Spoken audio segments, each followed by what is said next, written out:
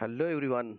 आप सबका स्वागत है मेरे चैनल पे डियर स्टूडेंट्स। तो फिर से मैं यूजीसी नेट दिसंबर 2024 के लिए जो क्वेश्चन की सीरीज है, इम्पॉर्टेंट क्वेश्चन की सीरीज, वो मैं आपके सामने लेके आया हूँ। और इसमें आप देखोगे डियर स्टूडेंट्स, जो इम्पॉर्टेंट क्वेश्चंस हैं, इसमें 10 मिनट का क्विज है, जिसमें मैं सबसे पहले आपको क्या करता हूँ, सबसे पहले जो क्वेश्चंस हैं वो मैं आपको सॉल्व करवाता हूँ, जो पिछला मैंने दिया हुआ है। और जो क्वेश्चन आपको आगामी करना है वो इसके नीचे दिए हुए हैं। जो क्वेश्चंस हम सॉल्व करेंगे उसके बाद जो क्वेश्चन आएगा, तो बाकी जो पुराने क्वेश्चंस हैं उसको आपको देखना है तो मेरे चैनल पे ही आप जा करके जो इसके पार्ट 1 पार्ट 2 पार्ट 3 क्वेश्चंस हैं उसके वो पार्ट है उसको जरूर से देख लीजिए, ताकि वहां से और भी क्वेश्चन आपको यहाँ से हेल्प कर देगा। तो फर्स्ट पेपर का है, तो फर्स्ट पेपर में ऑब्वियस है हम इंपॉर्टेंट क्वेश्चंस कर रहे हैं। तो आइए इसको स्टार्ट करते हैं जल्दी से। तो पहले कल के क्वेश्चन को सॉल्व कर लेते हैं। तो यहाँ से अगर देखें हम लोग फर्स्ट क्वेश्चन को, जो हमने कल देखा था, अनेक राष्ट्र सीओ जो CO2 है के, ये CO2 होगा, CO लिखा हुआ है, CO2 के उत्सर्जन में कमी लाने के लिए पेट्रोल को एथेनॉल के साथ मिश्रण करते हैं। यह मिश्रण निम्नलिखित में से किस रूप में ज्ञात है? गैसोल, पेट्रोल, गैसोहोल या एथो पेट्रोल। देखिए, यहाँ से अगर हम बात करें तो इसमें जो आंसर होगा वो हमारा क्या होगा? गैसोहोल कहलाता है। अब गैसोहोल होता क्या है? गैसोहोल होता क्या है, सबसे पहले देखें तो क्या है कि जो पेट्रोलियम होता है, ठीक है, जो पेट्रोलियम है, पेट्रोल, पेट्रोल में अगर आप क्या करते हो, जो C2H5OH, C2H5OH क्या होता है? ये एथिल अल्कोहल होता है।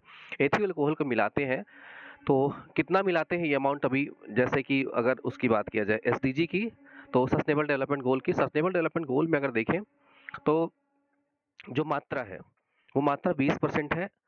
वो कब तक टारगेट कंप्लीट करना है? वो 2030 तक कंप्लीट करना है, याद रखिएगा 2030 तक कंप्लीट करनी है। लेकिन अगर हम भारत देश की बात करें तो ये 2025 का टारगेट अपना लेकर के बैठे हैं। 2025 कितना मिलाना है? 20% मिलाना है। ये क्वेश्चन आपसे पूछा जाता है, ठीक है। और इससे फायदा क्या होता है कि भाई जो अपना डीजल है, पेट्रोल है, पहली बात तो वो बचेगा। दूसरा चीज अगर बात किया जाए तो कार्बन डाइऑक्साइड का उत्सर्जन भी कम होगा, जिससे दोनों फायदे हो जाएंगे। और ये टारगेट कहाँ रखा गया है, कैसे रखा गया है? तो टारगेट तो एसडीजी में आया, लेकिन जब हम बात करें थोड़ा सा उसका 2015 का जो पेरिस सम्मेलन है उसमें बात करें, तो ये टारगेट लिए गए थे। पूरे विश्व इसको मानने को तैयार है, तो धीरे धीरे करके पूरा विश्व इसको क्या करेगा? इंक्लूड कर लेगा, ठीक है। आगे देखा जाए, नेक्स्ट क्वेश्चन पे अगर हम आए यहीं से, तो नेक्स्ट क्वेश्चन है अपना, निम्नलिखित ऊर्जा स्रोतों में से किस एक का प्रति एकल द्रव्यमान ऊर्जा अंश सबसे कम है? अब इन सब में बताना है कि अगर हम इनको जलाएंगे तो सबसे ऊर्जा द्रव्यमान अंश किसका सबसे कम होगा। तो सबसे पहले अगर हम देखें किसका ज्यादा होगा, देखिए, जो प्राकृतिक गैस होती है ये होती है CNG, ठीक है, CNG। इससे आगे अगर देखें हम लोग तो हाइड्रोजन, सॉरी सॉरी सॉरी, यहाँ पे हाइड्रोजन भी दिया था, मैंने ध्यान नहीं दिया, जस्ट मिनट, ये स्टूडेंट्स ये भी है ना, एक मिनट, बस हो गया, ठीक। देखें, जब हम इसकी बात करेंगे यहाँ से, तो ये सबसे पहले अगर हम देखेंगे तो हाइड्रोजन नंबर 1 पे आएगा, CNG क्या होगी? ये नंबर 2 पे आएगी। जैव पदार्थ और कोयला, जो कोयला वो 3 पे आएगा, और जो जैव पदार्थ होगा वो किस में आएगा? नंबर 2, नंबर 4 पे आएगा। और इसमें ऑप्शंस में बात करें, सबसे कम पूछा गया है, तो सबसे कम पूछा गया है तो अब किसकी बात करेंगे यहाँ पे? जैव पदार्थ की बात करें, तो ऑप्शन अपना कौन सा होगा? हो जाएगा 2। जैसे देखो, जब आप ईंधन की बात करते हो तो ईंधन को आपने देखा होगा इस्तेमाल करके भी, लेकिन वहीं लकड़ी अगर आप जलाते हो या हरी पत्ती या टहनियाँ अगर आप जलाते हैं तो उसमें आप क्या होगा? कोयले के कंपेयर में भी एनर्जी आपको कम मिलेगी, ठीक है। इसलिए इसका आंसर क्या होगा? दूसरा होगा, ठीक है। चलिए आगे बढ़ते हैं नेक्स्ट क्वेश्चन पे। तो नेक्स्ट क्वेश्चन कल का है, हरित गृह गैसों ग्रीन हाउस गैसों के सौर वर्णक्रम सोलर स्पेक्ट्रम के निम्नलिखित किस क्षेत्र में अधिकांशतः विकिरण ऊर्जा को अवशोषित करती है? जब हम हरित गैस ग्रीन हाउस गैस की बात करते हैं, जो कि क्योटो प्रोटोकॉल में लिया गया है, अगर देखें, जब हम लोग बात करते हैं GHGs की बात करते हैं, ग्रीन हाउस गैस की बात करते हैं, तो ग्रीन हाउस गैस इसमें से किसको सबसे ज्यादा क्या करती? अवशोषित करती। तो याद रखिएगा, ये सबसे ज्यादा जो ग्रीन हाउस गैस करती है वो short wave radiation, short wave radiation जो होता है, लघु तरंग विकिरण होता है। अब जैसे एक्सरे लिखा हुआ है, पराबैंगनी लिखा है, अवरक्त लिखा है, दृश्य दृश्य इसमें लिखा हुआ है, तो इन सब तरंगों में सबसे अधिक मात्रा में जिसको अवशोषित करती है वो है पराबैंगनी किरणें, ठीक है। जिसमें जिसकी इंटेंसिटी क्या होती है? सबसे अधिक होती है, और जो हमें नुकसान भी क्या करती है? बहुत बेहतर तरीके से पहुंचाती है, ठीक है। तो ये यहाँ से याद रखिएगा, पूछा जाता है क्वेश्चन। फिर नेक्स्ट आते हैं हम लोग, यहाँ से इंपॉर्टेंट क्वेश्चन ये भी बन जाता है एक आपका क्वेश्चन है यहाँ से, वर्तमान में प्रति व्यक्ति ऊर्जा खपत किलोवाट घंटा प्रति वर्ष के संदर्भ में सही क्रम की पहचान करनी है। ब्राजील, रूस, चीन या भारत, इसमें से कौन सा होगा? तो डियर स्टूडेंट याद रखिएगा, इसमें अगर हम देखें सबसे अधिक मात्रा में तो आता है आपका रूस वाला पार्ट आता है सबसे पहले, फिर इसके बाद चीन वाला पार्ट आता है, फिर ब्राज़ील और लास्ट में अपना कौन-सा आता है भारत। लेकिन थोड़ा वेट कर लीजिए, जल्दी ही भारत क्या होगा आगे पहुँचेगा, ठीक है? चलिए सबसे क्योंकि हमारे यहाँ क्या है पॉपुलेशन ज़्यादा है और जैसे-जैसे इलेक्ट्रिसिटी गाँवों तक पहुँच जाएगी और पॉपुलेशन ज़्यादा होने से और इलेक्ट्रिसिटी और शहरीकरण होने की वजह से जो इलेक्ट्रिसिटी का कंजप्शन है वो क्या होगा सबसे अधिक होना शुरू हो जाएगा, ठीक है? और उसके ऊपर इंडस्ट्रियलाइजेशन भी हो रहा है, ठीक है? तब वो स्टार्ट हो जाएगा, ठीक है? चलिए आगे देखते हैं हम लोग यहाँ से। नेक्स्ट क्वेश्चन है आपका, नेक्स्ट क्वेश्चन में है कि विश्व के अग्रणी भूतापी ऊर्जा जो अगर हम देखें देशों के क्रम की पहचान करनी है कि भाई न्यूजीलैंड होगा कि आइसलैंड होगा कि यूएसए होगा कि इंडोनेशिया होगा। डियर स्टूडेंट्स को याद रखिएगा कि विश्व के अग्रणी भूतापी ऊर्जा की अगर हम बात करते हैं तो इसमें क्या है जो यूएसए वाला पार्ट है वो सबसे आगे है। यूएसए वाला पार्ट आपको दिख रहा होगा ए ऑप्शन में और देखिए किसमें दिख रहा है डी ऑप्शन में दिख रहा है, ठीक है? फिर इसके बाद अगर हम बात करें कि भाई इंडोनेशिया होगा कि न्यूजीलैंड होगा, ठीक है? तो यहाँ अगर आप देखें तो उसके आगे कौन आता है इंडोनेशिया, और इंडोनेशिया के बाद आता है न्यूजीलैंड और उसके बाद आता है आइसलैंड। तो इसको याद रखें और इसको कहीं ना कहीं आप लिख लें, ये आपके काम आएगा। और यही अभी इतनी जल्दी तो चेंज हो नहीं जाते, ठीक है? तो इसको कॉपी पे नोट कर लीजिएगा जरूर से। तो डियर स्टूडेंट्स मैं आपको यहाँ जो पढ़ा रहा हूँ ये बहुत ही महत्वपूर्ण क्वेश्चन है, तो प्लीज़ आप मेरे चैनल को सब्सक्राइब जरूर कर लीजिएगा और जो वीडियो आप देख रहे हो प्लीज़ इसको लाइक जरूर कर दीजिएगा कि लाइक से एक मोटिवेशन आपको मिलता है। आपका तो फ्री क्लासेस चल रही है आपके लिए, लेकिन मुझे मोटिवेशन मिलता है, तो प्लीज़ आप इसको लाइक भी ज़रूर कर दीजिएगा, ठीक है? चलिए आगे बढ़ते हैं हम लोग। और इसी में जो वीडियो आप देख रहे हो इसमें जो डिस्क्रिप्शन है इसमें टेलीग्राम ग्रुप है, आप चाहे तो उसको ज्वाइन कर लीजिएगा। तो यहाँ से जो फ्री पीडीएफ है वो आपको मिलती रहेगी, ठीक है? चलिए आगे देखते हैं हम लोग। ओजोन के क्षय की वैश्विक पर्यावरणीय समस्या की उत्सर्जन की किस उत्सर्जन के कारण होती है? सल्फर डाइऑक्साइड, क्लोरीन युक्त हाइड्रोकार्बन, मीथेन या कार्बन डाइऑक्साइड? तो देखिए यहाँ से इस ऑप्शन को आप जरूर याद रखें कि क्लोरीनिकित हाइड्रोकार्बन्स होते हैं ऐसे तत्व जिसमें क्लोरीन मिलते हैं। और फ्री इसमें तो जैसे क्लोरीन की अगर बात करें क्लोरीन गैस होती है और एक होता है फ्री मतलब कि आप नहीं जानते होंगे केमिस्ट्री अगर आपने पढ़ी तो नेस्टेड होता है, नेस्टेड क्लोरीन होता है फ्लेयर या एकल क्लोरीन की अगर बात करें। देखिए जो क्लोरीन का क्लोरीन हो जो होती गैस होती है Cl2 होती है, ठीक है? ये क्या होती है Cl2, Cl2 ये है Cl2। लेकिन अगर नेस्टेड की बात किया जाए तो केमिस्ट्री में है ऐसे लिखते हैं ब्रैकेट में Cl लिखते हैं, ठीक है? ये क्या होता है मोस्ट एक्टिव होता है, मोस्ट एक्टिव होने की वजह से, ठीक है? ज़्यादातर एक्टिव होता है और मोस्ट एक्टिव होने की वजह से ये क्या करता है प्रतिक्रिया बहुत तेजी से करता है, ठीक? तो ये क्या करता अब इसी को अगर हम देखें और कहाँ मिलेगा तो मिलता है CFC मिलता है, CFC क्लोरोफ्लोरोकार्बन। और क्लोरोफ्लोरोकार्बन की अगर हम बात करते हैं तो ये कब इसको हटाने की बात करेंगे मॉन्ट्रियल प्रोटोकॉल में। और मॉन्ट्रियल प्रोटोकॉल कब आया था? मॉन्ट्रियल प्रोटोकॉल आप सबको पता है कि जो मॉन्ट्रियल प्रोटोकॉल है वो आया था 1987 में और लागू कब हुआ था 1989 में।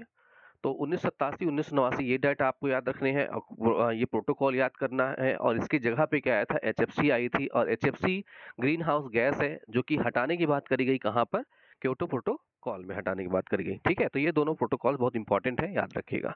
चलिए आगे बढ़ते हैं नेक्स्ट क्वेश्चन पे। तो नेक्स्ट क्वेश्चन है निम्नलिखित में कौन से जैव ईंधन है? इसमें से बताना है कौन सा जैव ईंधन है। इसको पढ़ने के बाद तो आपको सब लगेगा आपको इसमें है। जैसे पहला है इसमें आप देखेंगे तो पहला है ये गैसोलीन हो गया, मेथनॉल हो गया, मेथेन हो गया या एथेनॉल हो गया। जब आप इसमें छाटेंगे कौन से आंसर होंगे तो डियर स्टूडेंट याद रखिएगा यहाँ पे मेथनॉल, मेथनॉल और एथेनॉल जो कि अल्कोहल है, ठीक है? ये जो जैव पदार्थ होते हैं उनका किण्वनीकरण करके यहाँ से क्या करते हैं जो शराब होती है जिसको हम कहते हैं वाइन होती है वो बनाई जाती है। और एक ठीक है तो यहाँ से आंसर अपना क्या हो जाएगा बी और डी, वहाँ पे उसमें ए 1 2 3 4 दिया हुआ है तो बी डी यहाँ से लेंगे, ठीक है?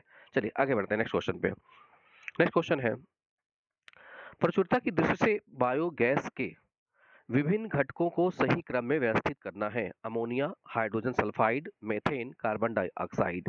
अब यहाँ पे अगर हम बात करें प्रचुरता की दृष्टि से बायोगैस, ठीक है? यहाँ देखिए ध्यान दीजिएगा।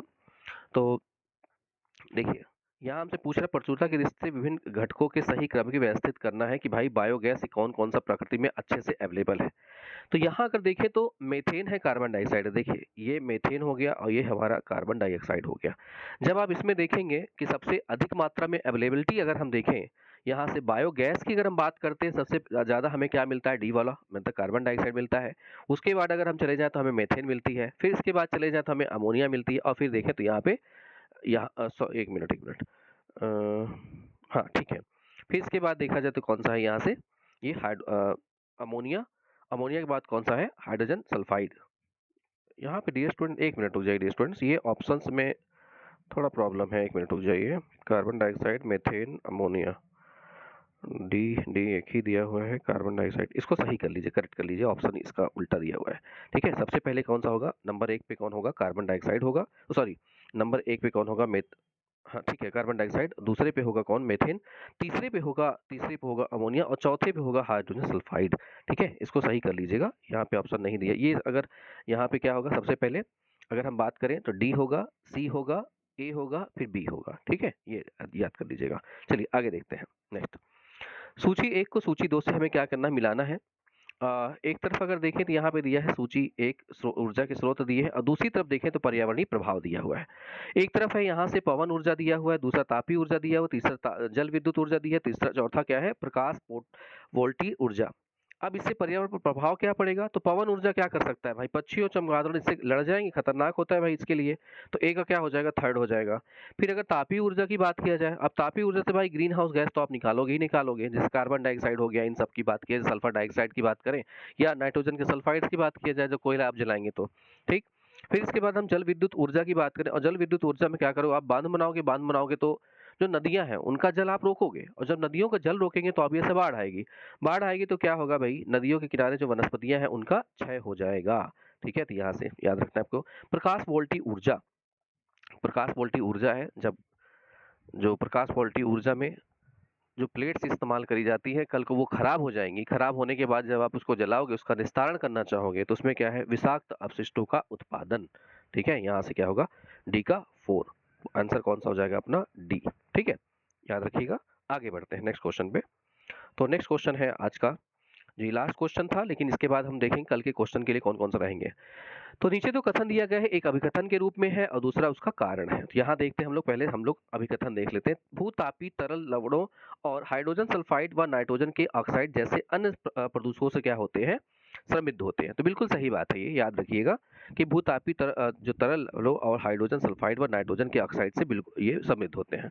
इसका कारण क्या होता है कि वो नदियों में डायरेक्ट नहीं बहा पाते हैं, और नदियों में अगर बहाते बहाते भी हैं, मतलब क्या दिया है, वे नदियों तालाबों में ना बह करके भूमि में पुनः अंतर्वेशित कर दिए जाते हैं। देखिए, जब अगर बात करें, जब हाइड्रोजन सल्फाइड्स की बात करें, या जो ऊपर विषाक्त तत्व दिए गए हैं, इनकी अगर हम बात करें तो ये नदियों नदियों से भी कहाँ, समुद्र, समुद्र की तली, फिर भारी कण सिर्फ तली में बैठेंगे, फिर नीचे, फिर जमीन में वापस आएंगे। ठीक है, तो इसका जो कथन और कारण जो दिया है, ये दोनों क्या है, सही हो जाते हैं, तो इसको आप याद कर लें। ठीक है, चलो आगे बढ़ते हैं। अब हम देखते हैं कल के क्वेश्चन के लिए, जो अपना कल का क्वेश्चन आप लोग मुझे कमेंट बॉक्स में कमेंट करके बताएंगे कि आपका कितना सही या गलत हुए हैं। तो प्लीज़ आप लोग कमेंट करिएगा, इसके आंसर मैं आपको चेक करके जरूर से बताऊंगा। ठीक है, चलिए इसको जरूर से बताने की कोशिश करिए आप सब। चलिए देखते हैं हम लोग पहला क्वेश्चन। तो पहला क्वेश्चन है आपकी स्क्रीन पे, नीचे तो कथन दिया गया है, नीचे तो कथन दिए गए हैं, इस कथन में आपको बताना है कि हरिकेन्स और टाइफून आवश्यक रूप से उष्णकटिबंधीय चक्रवातों के समान होते हैं। दूसरा कथन है कि उष्णकटिबंधीय चक्रवातों के निर्माण हेतु गर्म उष्णकटिबंधीय महासागरों और यहाँ पे आर्द्र वायुपिंड का होना पूर्व शर्तें हैं। तो पहला तो ये इसमें आपको बताना है कौन सा सही होगा। ठीक है, चलिए नेक्स्ट क्वेश्चन हम लोग देखते हैं यहाँ से। नेक्स्ट क्वेश्चन है, दूसरा क्वेश्चन है आपकी स्क्रीन पे, यहाँ से है, निम्नलिखित में से कौन सा कन्वेंशन जो प्रोटोकॉल रहा है उत्पत्ति रियो सम्मेलन में हुई है। जलवायु जलवायु परिवर्तन संयुक्त राष्ट्र सम्मेलन कन्वेंशन की बात करें, दूसरा है आर्द्र भूमि रामसर कन्वेंशन, तीसरा है यहाँ से अगर देखें तो मरुस्थली को रोकथाम के लिए संयुक्त राष्ट्र कन्वेंशन, चौथा है क्योटो प्रोटोकॉल, और पांचवा है जैव विविधता संबंधी कन्वेंशन। इसमें बताना है कौन सा होगा। ठीक है, नेक्स्ट आते हैं। नेक्स्ट क्वेश्चन है, डियर स्टूडेंट्स, इसको जरूर से आप लोग कमेंट में कमेंट करिएगा। ठीक है, क्योंकि ये आपको मैं दे रहा हूं तो इसका मतलब ये नहीं कि आप केवल देख कर छोड़ दें। ठीक है, कमेंट करिएगा। निम्नलिखित में से कौन सा लक्ष्य सतत विकास लक्ष्य के में शामिल है। उद्योग, नवाचार और संरचना है, दूसरा है सभी के लिए उच्च शिक्षा, तीसरा है असमानता में कमी, चौथा है लक्ष्य प्राप्त करने के लिए साझेदारियां, स्वच्छ ऊर्जा। ठीक है, इसको देख लीजिएगा, जरूर से बताइएगा इसका आंसर क्या होगा 3। चौथे नंबर पे अगर हम आगे देखें, निम्नलिखित देशों को उनकी पवन ऊर्जा की स्थापित क्षमता 2018 की स्थिति में अनुसार क्या करते हैं, बढ़ते क्रम में बताना है। जब बढ़ते क्रम में अगर हम देखें किसकी किसकी बात कर रहे हैं, यहाँ से चीन की बात कर रहे हैं, भारत की बात कर रहे हैं, यूएसए की बात कर रहे हैं, फ्रांस की बात कर रहे हैं और जर्मनी की बात कर रहे हैं, कौन कौन से आंसर होंगे। ठीक है, चलिए आगे देखिए। पांचवा है, पांचवे में अगर हम देखें यहाँ से हमारा क्वेश्चन क्या है कि भाई नीचे कथन दिए गए, कथन एक क्या है, शहरी क्षेत्रों में प्रकाश रसायन धूम कोहरा का निर्माण के लिए सूर्य का प्रकाश का पूर्वाक्षेपित मतलब होना आवश्यक है। दूसरा अगर हम बात करें प्रकाश रसायन धूम कोहरा भारत के शहरी क्षेत्रों में शीतकाल और ग्रीष्मकाल में बार बार होने वाली परिघटना है। बताना है आपको इसका क्या आंसर होगा। छठवें नंबर पे आते हैं, ये गलती से अच्छा चलिए चलिए कोई बात नहीं। तो आते हैं नेक्स्ट क्वेश्चन पे। ये 2 क्वेश्चन हो गया है, फिलहाल इसको आप दे दीजिएगा आंसर। निम्नलिखित कथनों में यहाँ बताना है, पहला अभिकथन, दूसरा उसका कारण है। नदियों में कार्बन प्रदूषण की समस्या प्राय गर्मी के महीने में बदतर हो जाती है भाई, और इसका है कारण क्या है, अपेक्षाकृत अधिक जल तापमान की वजह से ऑक्सीजन की मात्रा में गिरावट की स्थिति तीव्रतर हो जाती है, इसका कारण है ये। तो इसका आंसर आपको करना है कौन सा होगा। नेक्स्ट क्वेश्चन पे आते हैं हम लोग। नेक्स्ट क्वेश्चन है छठवें नंबर की अगर बात करें डियर स्टूडेंट्स, कार्बन अपशिष्ट सामग्री में कार्बन से नाइट्रोजन को अनुपात की सही अवरोही क्रम में पहचान करना है। पहला है खाद्य अपशिष्ट, दूसरा है पत्तियों और बेल बूटे, तीसरा है कागज, चौथा है गाय के गोबर की खाद। इसमें से बताना है कौन सा सही होगा। ठीक है, चलिए नेक्स्ट क्वेश्चन पे आते हैं। सातवें नंबर के क्वेश्चन की बात करें, ध्वनि प्रदूषण विनिमय एवं नियंत्रण नियम 2000 के अनुसार रात्रि से शैक्षिक संस्थानों के लिए निर्धारित ध्वनि मानक क्या है। ऑप्शन ए है 55 डीबी, ऑप्शन बी है 50 डीबी, ऑप्शन सी है 45 डीबी या डी है 40 डीबी। इसका बताना है कौन सा आंसर सही होगा। आठवां नंबर की बात किया जाए, वर्ष 2014 में जीवाश्म ईंधन को जलाने, सीमेंट के निर्माण और गैसों के प्रज्वलित होने के कारण वैश्विक CO2 के उत्सर्जन में योगदान करने वाले देशों के घटते क्रम की पहचान करना है। आज भी ये चेंज नहीं हुआ है, तो इसको आप लोग बताना है। संयुक्त राष्ट्र राज्य अमेरिका, EU मतलब यूरोपियन यूनियन, या चीन या रूस, इसमें से बताना है कौन सा आंसर सही होगा। 9 नंबर की बात किया जाए तो 9 नंबर क्वेश्चन है, निम्नलिखित में से किसका सोलर सेल के निर्माण में सेमीकंडक्टर के रूप में उपयोग किया जाता है। पहला ऑप्शन है सिलिकॉन, दूसरा ऑप्शन है टिन ऑक्साइड, तीसरा है कैडमियम सल्फाइड, चौथा है गैलियम आर्सेनाइड। तो इसमें बताना होगा कौन सा आंसर सही होगा। ठीक है, चलिए और आज का लास्ट क्वेश्चन है, निम्नलिखित में से कौन सा सतत विकास लक्ष्य नहीं है। ऑप्शन ए है लैंगिक निष्पक्षता, ऑप्शन बी है जलवायु संबंधी पहल, सी है ओजोन परत का संरक्षण और डी है अंतर्वर्ती जलीय जीवन। तो डियर स्टूडेंट्स, ये आपके जो क्वेश्चंस हैं वो मैंने आपको दिए। तो प्लीज़ आप लोग क्या करिएगा कि इन क्वेश्चन के आंसर्स जरूर करके मुझ पर भेजिएगा। और डियर स्टूडेंट्स, मेरे चैनल को आप सब्सक्राइब कर लीजिए और प्लीज़ जो वीडियो है इसको लाइक ज़रूर कर लीजिए, ताकि आने वाले जो आगामी वीडियोज़ हैं वो आपको मिलते रहें। और प्लीज़ अगर आप मेरे चैनल को देख रहे हैं तो प्लीज़ अपना कमेंट करिएगा कि मेरा प्रयास आपको कैसा लग रहा है और इस प्रयास को मैं कंटिन्यू रखूं तो और इसमें क्या सुधार किए जा सकते हैं, प्लीज़ आप मुझे कमेंट करिएगा। थैंक थैंक यू धन्यवाद आप सबका इसको वीडियो को देखने के लिए। धन्यवाद, थैंक यू।